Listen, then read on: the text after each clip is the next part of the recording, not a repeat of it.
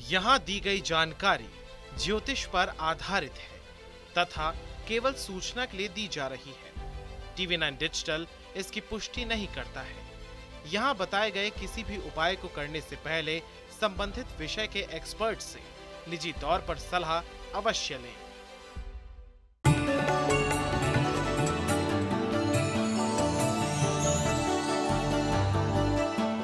नमस्कार, आप देख रहे हैं एस्ट्रो साइंस। मैं हूं आपके साथ अंजलि और मेरे साथ हैं एस्ट्रो साइंटिस्ट गुरुदेव GD वशिष्ठ जी। सर, आपका बहुत स्वागत है। दादा खुशियां दे, सदा सुखी रखे।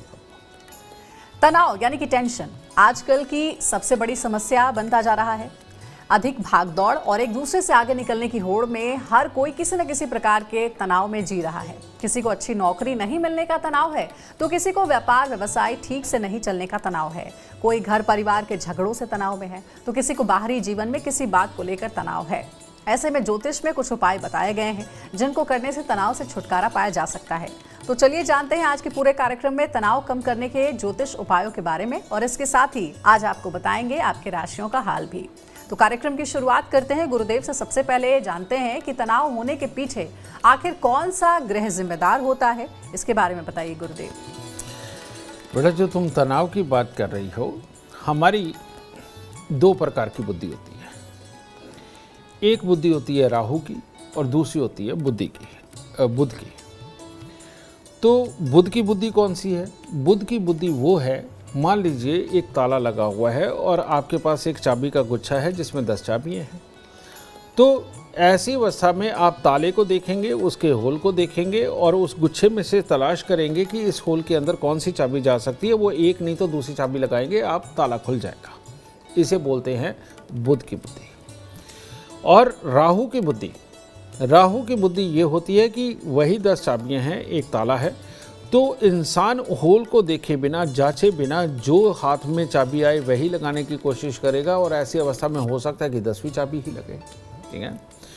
तो ये बुध और राहु यही मिलकर के अगर ये खराब अवस्था के अंदर बैठते हैं तो डिप्रेशन देते हैं। जैसे कि बुध का जन्म कुंडली के अंदर 8वें घर के अंदर बैठ जाना, राहु का जन्म कुंडली के 12वें घर के अंदर बैठ जाना, ये दोनों ही घर खराब है। राहु के लिए 12वां और बुध के लिए 8वां। और जिसकी भी जन्म कुंडली के अंदर राहु 12वें में, बुध 8वें में, वो तो परमानेंटली डिप्रेशन में कभी भी जा सकता है और वहम में जा सकता है, तो जिसके चलते हुए मुसीबत होती है।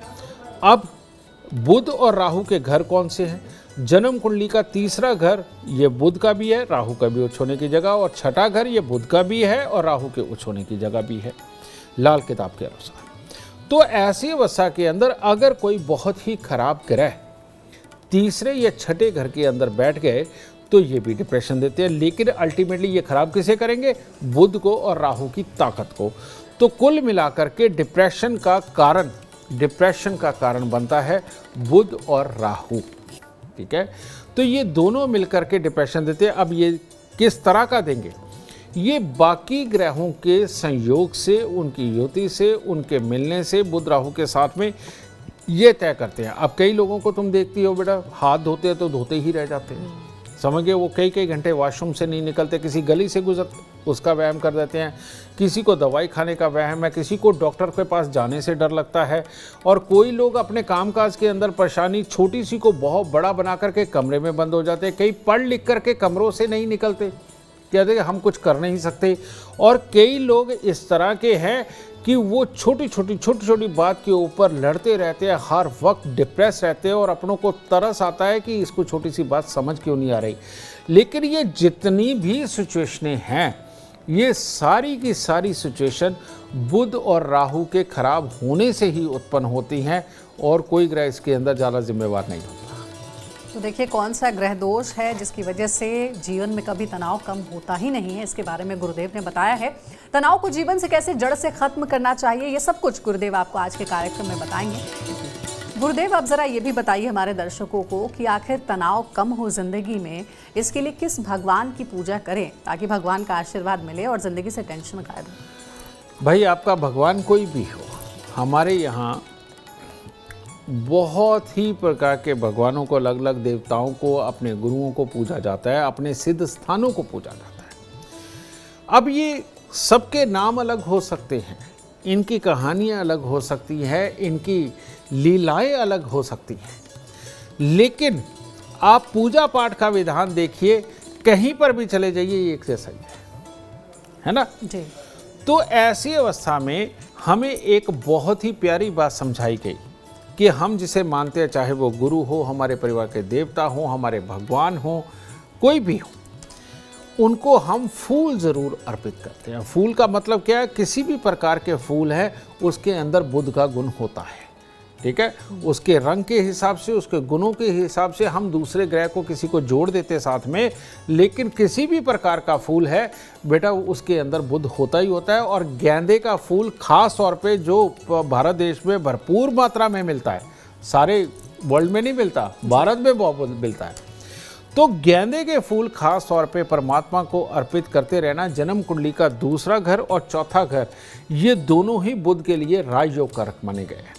तो ऐसी अवस्था में जिनको भी डिप्रेशन के हालात बनते हैं, उन लोगों को फूल माला या गेंदे के फूल हर रोज अपने परमात्मा को, अपने देवता को अर्पित करने चाहिए।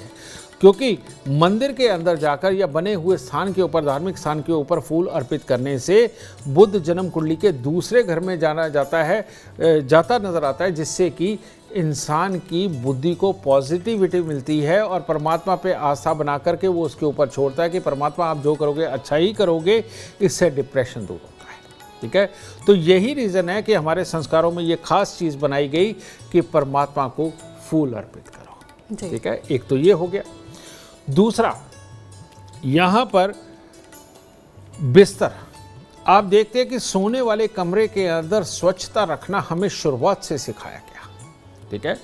और ख़ास तौर पे एक और चीज़ सिखाई गई हमें कि घर के दरवाजे जितने हैं उनके कब्ज़ों से चूं चां की आवाज़ नहीं आनी चाहिए। हमारे घर की अलमारियों से चूं चां की आवाज़ नहीं आनी चाहिए।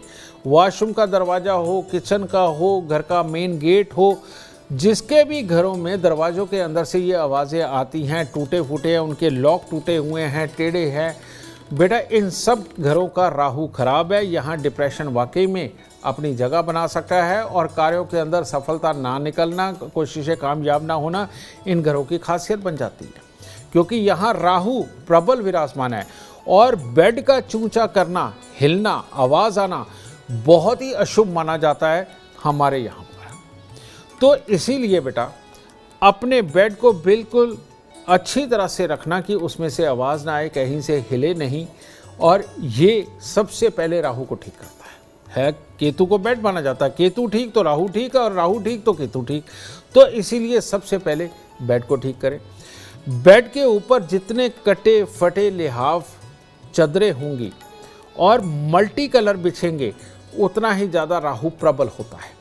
तो इसीलिए वहाँ पर हल्के लाल रंग का प्रयोग करना, हल्के रंगों का प्रयोग करना चादरों के अंदर, ये बहुत ही शुभ होता है। हरे रंग का प्रयोग यहाँ सख्त वर्जित होता है, ठीक है। वहाँ पर मियाँ बीवी में तनाव बन ही जाता है जिस बेड के ऊपर लगातार हरे रंग की चादर बिछती है, क्योंकि बुध और केतु दोनों दुश्मन हैं, ठीक है। तो ऐसी अवस्था के अंदर हल्के लाल रंग का प्रयोग करना वो, और साफ सुथरी धुली हुई चादर बिछाना और कटे फटे दाग लगे हुए वहाँ पर बिस्तर पे लिहाफ और चादरें ना हो, इसका ख्याल रखना। घर के जितने दरवाजे, घर की अलमारियों के जितने दरवाजे, उनके अंदर तेल देने से वो जो आवाज़ नहीं आती, यानी कि वो कब्जे जंग नहीं खाते, तो वहाँ से राहु दूर होता है। घर के मेन गेट को जितना हम सजा सवार के रखते हैं, पेंट किया हुआ रखते हैं, साइडों की टाइलें कहीं उखड़ी हुई नहीं, भद्दे नहीं दिखे, घर का मेन गेट खास तौर पे राहु होता है। और आपके वॉशरूम के जो गेट है, टॉयलेट के जो गेट है, वो खास तौर पे राहु होते हैं। तो उनके अंदर उनके लॉक को अच्छा रखना, उनके कब्ज़ों को अच्छा रखना, उसमें से आवाज़ ना आना, तेल लगा करके रखना और सुंदर रखना, ये राहु को दूर करता है। और सबसे बड़ी बात, घर के अंदर जितने भी वॉशरूम है वो सारे के सारे राहु हैं। तो इसीलिए आपके घर के अंदर वॉशरूम का गंदा रहना, वहाँ से बदबू आना, वहाँ पर गंदगी पड़े रहना, ये राहु की प्रबल अवस्था ये होती हैं कि अब राहु घर में है और ये ज़िंदगी में कामयाबी घर वालों को नहीं देगा। तो आपका घर जितना सुंदर, आपका वॉशरूम जितना सुंदर, साफ सुथरा और बिल्कुल चमकता हुआ रहेगा और उसमें कुछ खुशबू भी रहेगी, तो राहु काबू में रहता है, ये डिप्रेशन तो बिल्कुल नहीं आने देगा। तो बिस्तर का अच्छा रखना, कब्ज़ों का अच्छा रखना, वॉशरूम और मेन गेट का अच्छा रखना घर से डिप्रेशन को भगा देता है। इसको आप करिए और ज़िंदगी के अंदर कामयाबी पाइए और डिप्रेशन को कोसों दूर भगाइए। तो देखिए, गुरुदेव ने आपको कई तरह के उपाय बताए हैं। घरों में ये उपाय आप ज़रूर अपनाएं। और जो हमारा सवाल था कि किस भगवान की पूजा करनी चाहिए, गुरुदेव ने यही बताया कि आप किसी भी भगवान की पूजा करते हैं, नियम से पुष्प अर्पित ज़रूर करें भगवान को, उससे आपके जीवन में तनाव कम रहेगा। गुरुदेव, मानसिक बीमारियां या फिर पागलपन की स्थिति कई बार बन जाती है, इसके पीछे क्या ज्योतिषीय कारण भी हो सकता है? बिल्कुल, इसके ज्योतिषीय कारण होते हैं, पर एक नहीं बहुत तरह के होते हैं, समझे। जैसे मैं आपको बताऊं, पागलपन यानी कि हमारी मनोअवस्था का खराब हो जाना। बुद्धि एक अलग चीज़ है, मन एक अलग चीज़ है, और इन दोनों से अलग हमारी विल यानी कि मंगल, ये एक अलग चीज़ है। तो जब पागलपन का होना यानी कि बुध का खराब होना, चंद्रमा का खराब होना, मंगल का खराब होना, ये तीनों ग्रह जब खराबी की तरफ जाते हैं तो इंसान पागल होता है। और दूसरी चीज़ है, जब चंद्र और मंगल खराब होते हैं पापी ग्रहों के साथ में, तो एक अलग प्रकार का समझदार पागल, यानी कि जिसे सारी समझ है और लेकिन वो छोटी छोटी बात पे डरता है, घबराता है, टोका टाकी करता है, अपने आप को इतना ज़्यादा समझदार समझता है कि दूसरों को तो पता है ये बेवकूफ़ है, ये हर चीज़ को ही रिएक्ट कर रहा है, लेकिन उसको अपना आप बड़ा समझदार लगता है। तीसरा एक और पागल होता है, और वो पागल होता है शनि ग्रह के प्रभाव में चंद्र और मंगल का आ जाना। ये होते हैं वहमी पागल। किसी के कपड़े के साथ टच हो गया तो दिक्कत, और किसी गली से निकले तो उनको वहम आने लगता है। हाथ धोने लगते हैं, उनको लगता है हमारे हाथ ही गंदे हैं, वो कई कई घंटे तक हाथ ही धोते रहते हैं। नहाने लगते हैं, कई कई घंटे वो अपने वॉशरूम से नहीं निकलते। बल्ब का परहेज हो गया तो बल्ब बंद नहीं करने देते, और बंद हो गया तो जलाने नहीं देते। टीवी का परहेज करने लगते हैं। तो ये कई तरह के बेटा ये योग बनते हैं, लेकिन इसके अंदर जो सबसे बुरा योग है वो होता है मंगल और बुध।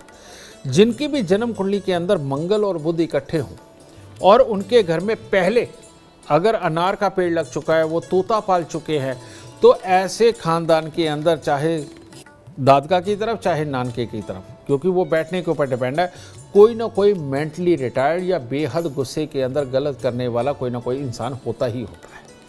तो ऐसे अवस्था के अंदर ये मंगल और बुध को परहेज को रखे, और जिनकी जन्म कुंडली के अंदर मंगल और बुध इकट्ठे हैं, किसी एक ही घर के अंदर इकट्ठे हैं, या दृष्टि से मिल रहे हैं, या जन्म कुंडली के अंदर मिथुन राशि का मंगल है, तो इन लोगों को कभी भी अपने घर में अनार का पेड़ की ऊर्जा अपने घर में नहीं आने देनी। उनको टमाटर नहीं लगाने चाहिए, उनको लाल मिर्ची नहीं लगानी चाहिए, उनको तोता कभी नहीं पालना चाहिए, पक्षी कभी नहीं पालने चाहिए। और अगर ऐसे लोग तोता पक्षी पालेंगे, अनार का पेड़ लगाएंगे, मिर्ची का पेड़ लगाएंगे, तो ऐसी अवस्था के अंदर ये पागलपन गुस्से वाला इतना ज़्यादा बढ़ जाएगा कि उनको काबू करना भी मुश्किल हो जाएगा। और कहीं ये पक गया और घर के अंदर 2-3 आदमियों की जन्म कुंडली के अंदर मंगल बुध का मेल आ गया, तो उनके घरों में पहले एक पागल, बाद में दूसरा, फिर तीसरा, इस तरह से पीढ़ी दर पीढ़ी कई तरह से ऐसे लोग पैदा होते हैं जिनकी बुद्धि काम बिल्कुल नहीं करती। तो इसका बचाव तो यही है, तोता पक्षी और अनार और मिर्ची का पेड़ ना लगाया जाए। और इसके साथ मैं उपाय ज़रूर बताना चाहता हूँ, और वो उपाय क्या है, मिट्टी के लोटे में देसी खांड भर के लाल कपड़े से उसका मुंह बंद करके उसको वीरान ज़मीन में गहरा खड्डा खोद के दबाया जाए। ऐसे लोगों को घर के अंदर सबको तांबे का एक छेद वाला पैसा लेके सफ़ेद धागे में पिरो के उनके गले में डाला जाए। और इसके साथ ही हर रोज़ बरगद के पेड़ पर दूध पानी मिलाकर 4 दाने चीनी के डाल के चढ़ाने चाहिए, और गीली मिट्टी का तिलक लगाना चाहिए, और चांदी पूरे परिवार को अपने पास रखनी चाहिए। घर के अंदर ज़्यादा से ज़्यादा चांदी और चावल अपने घर पे रखें। तो ये करने से इस मंगल बुध से बचाव होता है, और बंद घड़ियाँ, खोटे सिक्के, खराब इलेक्ट्रॉनिक सामान अपने घर से निकाल देने चाहिए। और नीले रंग से, जेड रेड कलर से और ग्रीन कलर से, ये 3 कलर यानी कि navy blue, dark green, dark red, इन 3 कलर से इनको सख्त परहेज रखना चाहिए। तब जाकर के ये मंगल बुध की इस बुराई से छुटकारा मिलता है।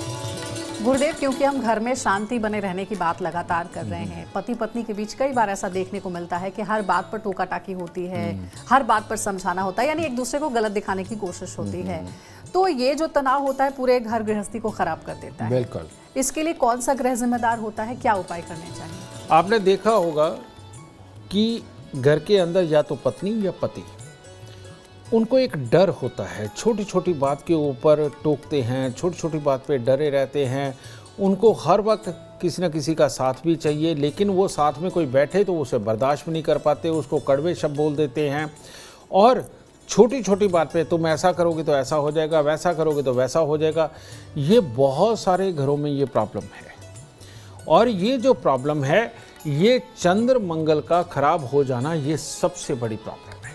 क्योंकि मंगल जब खराब होता है तो हिम्मत नहीं देता, और हिम्मत नहीं होती तो डर होता है, तो ऐसा इंसान टोका टाकी में सबसे ज़्यादा रहता है। और चंद्रमा खराब होता है तो मनोवस्था खराब होती है, उसके अंदर भ्रांतियाँ पैदा होती हैं। और आदमी सिचुएशन को देख के, जैसे कि बच्चा अगर सीढ़ियों से सीधा उतर रहा है, उसने ग्रिल को नहीं पकड़ा हुआ, तो वो उसको डांट के बोलते हैं कि नहीं ग्रिल पकड़ के उतर वरना गिर जाएगा। बच्चा दूसरी तीसरी सीढ़ी के ऊपर खड़ा होकर के छोटी सी शरारत करता है, उसको बकायदा पिटाई कर दी जाती है कि तू ऐसा क्यों कर रहा है, अगर गिर गया तो सर फूट जाएगा।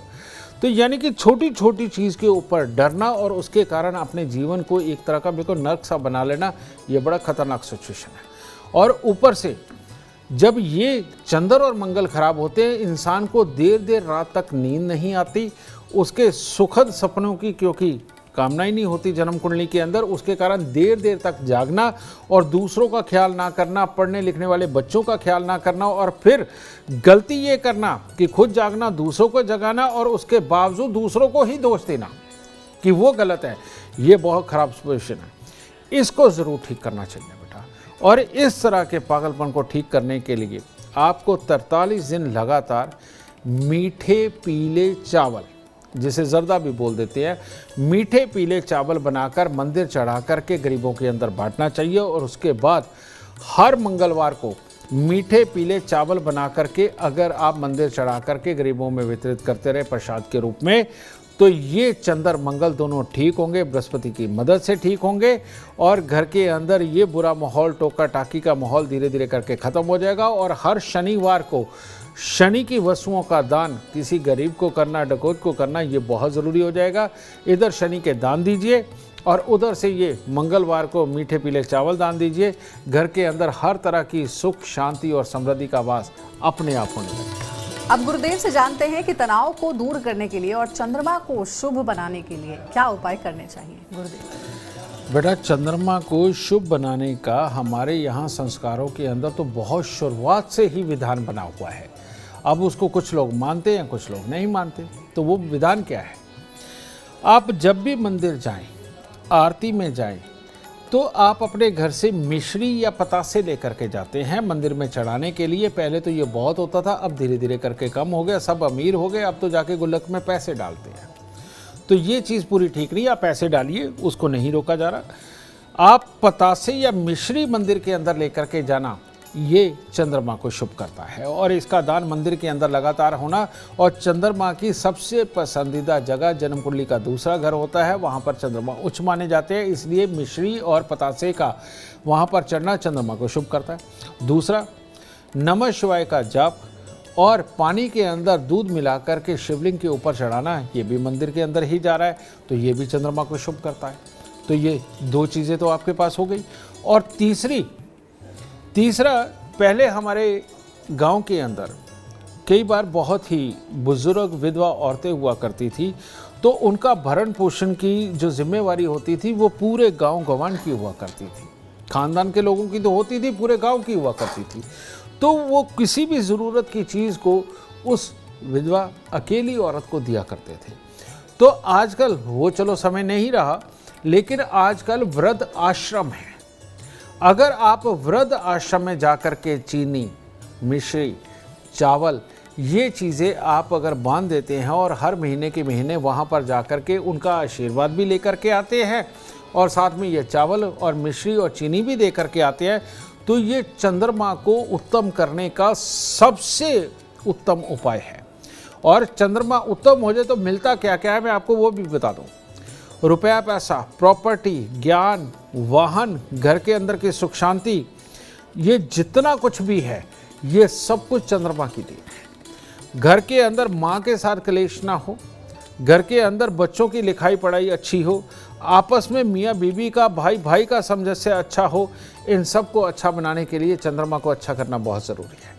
तो वृद्ध आश्रम के अंदर चीनी, मिश्री और चावल का दान आप स्वयं ही देख लीजिए कि कितना कुछ आपको दे सकता है और जो आपको ज़रूर करना चाहिए। अगर आप हर वीक नहीं कर सकते, हर सोमवार को नहीं कर सकते, तो महीने के पहले सोमवार को आप वृद्ध आश्रम में जाकर के ये चीज़ें दे करके, पाँव लगा करके उनसे आशीर्वाद लेकर के आए। चंद्रमा की पूरी कृपा आप पे बरसेगी और आपके घर के अंदर सुख, शांति, समृद्धि, दौलत और वाहन के सुख और ज्ञान सब कुछ बढ़ोतरी में नजर आएगा। तो अगर आप भी चाहते हैं जीवन में ढेर सारी कामयाबी, अपार धन और लाभ, तो गुरुदेव के बताए हुए उपाय आप जरूर याद रखें। उम्मीद करते हैं आपको आज का विषय पसंद आया होगा। कल आपके सामने लेकर आएंगे एक और विषय जो आपकी कॉम्प्लिकेटेड लाइफ को बना देगा आसान और खुशियों से भर देगा। अगर आप हमारे गुरुदेव से मिलना चाहते हैं या पर्सनली उनका अपॉइंटमेंट चाहते हैं तो आप कॉन्टैक्ट कर सकते हैं। नंबर है 9999990522। ज्यादा जानकारी के लिए आप एस्ट्रो साइंस ऐप डाउनलोड करना ना भूलें। फिलहाल समय हो गया आपसे इजाजत लेने का। बने रहे हमारे साथ और हमारे एस्ट्रो साइंटिस्ट गुरुदेव GD वशिष्ठ जी के साथ देखना ना भूलें। एस्ट्रो साइंस रोजाना सुबह 8 बजे। नमस्कार।